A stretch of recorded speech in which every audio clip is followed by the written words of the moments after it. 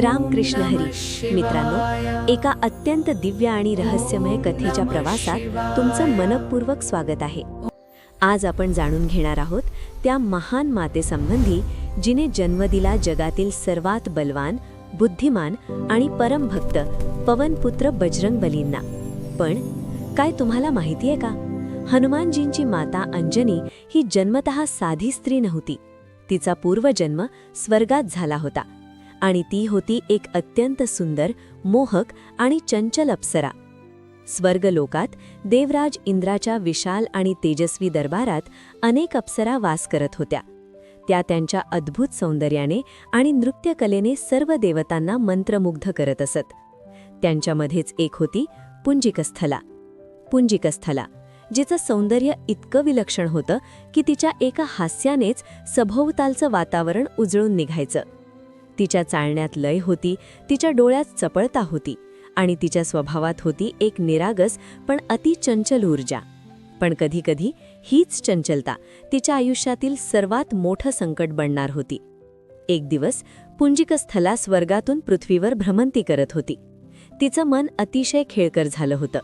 ती जंगलात फिरत होती, फुलांशी खेळत होती, पक्ष्यांच्या आवाजावर हसत होती. अचानक तिची नजर एका शांत, गंभीर आणि तेजस्वी ऋषींवर पडली. ते ऋषी खोल ध्यानात मग्न होते. त्यांच्या सभोवती एक दिव्य तेज पसरलेलं होतं. जणू संपूर्ण निसर्गही त्यांच्या तपस्येचा आदर करत शांत झाला होता. पण पुंजिकस्थलेच्या चंचल मनाला हे सगळं गंभीर वातावरण सहन झालं नाही. ती हळूहळू त्या ऋषींच्या जवळ गेली आणि हसत खेळत त्यांच्यावर फळं फेकू लागली. पहिल्यांदा ऋषींनी दुर्लक्ष केलं, दुसऱ्यांदा त्यांनी डोळे उघडले आणि तिसऱ्यांदा त्यांच्या डोळ्यात क्रोधाची ज्वाला पेटली. हे अप्सरे, त्यांचा आवाज संपूर्ण जंगलात घुमला, तुझ्या या चंचलतेमुळे तू एका महान तपस्येचा अपमान केला आहेस. यासाठी तुला दंड मिळालाच पाहिजे. पुंजिकस्थला घाबरली. तिचं हसू क्षणात थांबलं. तिला आपल्या चुकीची जाणीव झाली. पण आता खूप उशीर झाला होता. ऋषींनी क्रोधाने शाप दिला, तू आता स्वर्गात राहण्यास योग्य नाहीस. तुला पृथ्वीवर जाऊन मानवी जन्म घ्यावा लागेल. हे शब्द ऐकताच पुंजिकस्थलेचं हृदय तुटलं. तिच्या डोळ्यातून अश्रू वाहू लागले. ती लगेच ऋषींच्या पायांवर पडली. हे महर्षी, मला क्षमा करा. माझ्याकडून मोठी चूक झाली. मी तुमच्या तपस्येचा अपमान करण्याचा हेतू नव्हता. कृपया तुमचा शाप परत घ्या. तिचा आवाज थरथरत होता.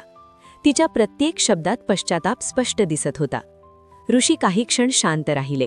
त्यांच्या चेहऱ्यावरचा क्रोध हळूहळू शांत झाला आणि मग त्यांनी मृदू स्वरात सांगितलं, मी दिलेला शाप परत घेऊ शकत नाही, पण त्यात मी तुला एक वरदान देतो.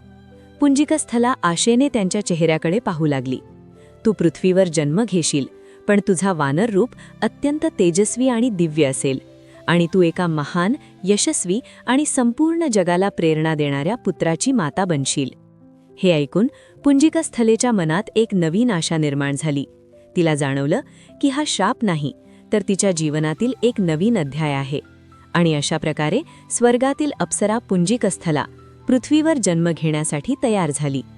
काळाच्या ओघात पुंजिकस्थलेने पृथ्वीवर एका सुंदर कन्येच्या रूपात जन्म घेतला.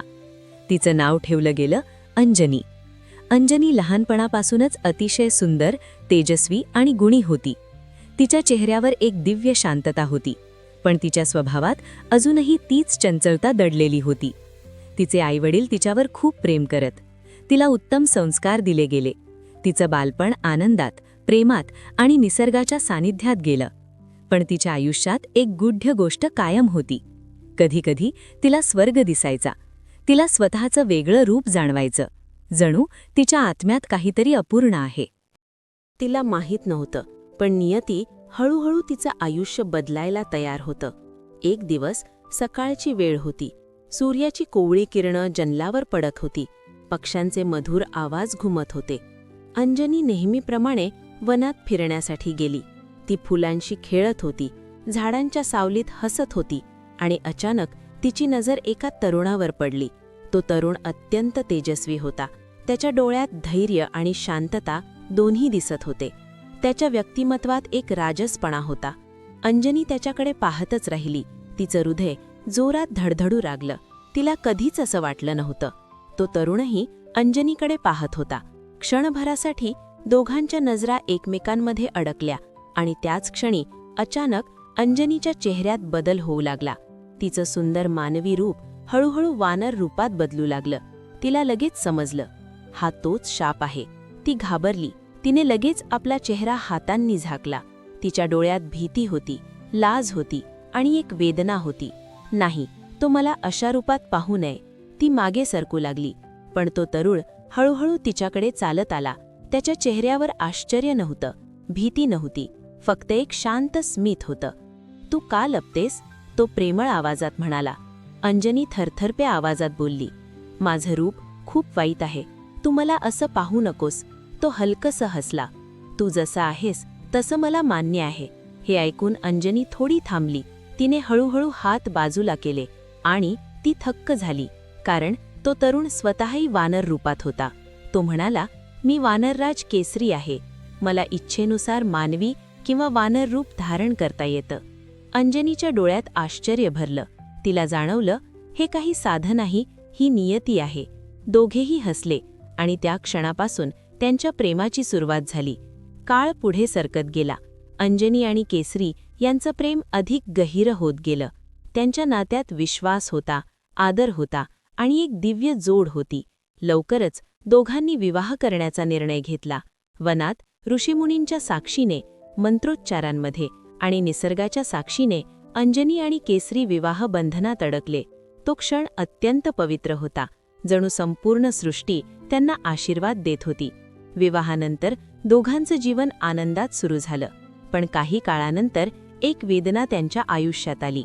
त्यांना संतान प्राप्त होत नव्हती. अंजनीच्या मनात दुःख वाढू लागलं. तिला ऋषींचे शब्द आठवले, तू एका महान पुत्राची माता होशील. पण तो दिवस कधी येणार? ती चिंतेत पडली. केसरी तिला धीर देत होता, पण त्याच्या मनातही तीच वेदना होती. एक दिवस अंजनीने ठरवलं, आता मला काहीतरी करावंच लागेल. ती आणि केसरी एका महान ऋषीकडे गेले. मातंग ऋषी, अत्यंत ज्ञानी, तपस्वी आणि दिव्य शक्तींचे ज्ञाता. अंजनीने त्यांच्या चरणी नम्रतेने आपली वेदना मांडली. हे ऋषी, मला मातृत्व हवं आहे. माझ्या आयुष्याचा उद्देश पूर्ण करायचा आहे. मातंग ऋषी काही क्षण ध्यानात गेले आणि मग त्यांनी डोळे उघडले. तुझं भाग्य अत्यंत महान आहे, पण त्यासाठी तुला कठोर तपस्या करावी लागेल. मातंग ऋषींनी सांगितलं, नारायण तीर्थावर जा आणि 12 वर्ष कठोर उपवास आणि तपस्या कर. तुझी श्रद्धा, तुझं धैर्य आणि तुझं समर्पणच तुला यश देईल. अंजनीने निर्धार केला, मी काहीही करेन, पण माझं वचन पूर्ण करेन. मातंग ऋषींच्या आज्ञेनुसार अंजनी नारायण तीर्थाकडे निघाली. ते स्थान अत्यंत पवित्र होतं, निसर्गाच्या कुशीत वसलेलं, जिथे प्रत्येक कणात दैवत्व जाणवत होतं. अंजनीने तिथे पोहोचताच एक दृढ संकल्प केला, जोपर्यंत मला पुत्रप्राप्ती होत नाही तोपर्यंत मी ही तपस्या सोडणार नाही. आणि मग सुरू झाली तिची कठोर साधना. दिवस गेले, महिने गेले, ऋतू बदलले. उन्हाचा तडाखा, पावसाची धार, थंडीचा कडाका. अंजनी अडली नाही. ती उपवास करत होती, ध्यान करत होती, भगवान नारायण आणि भगवान शिव यांचा अखंड जप करत होती. तिचं शरीर क्रूश होत गेला, पण तिचं मन अधिकाधिक शक्तिशाली होत गेलं. तिच्या डोळ्यात आता वेदना नव्हती, फक्त एकच गोष्ट होती, अटळ श्रद्धा.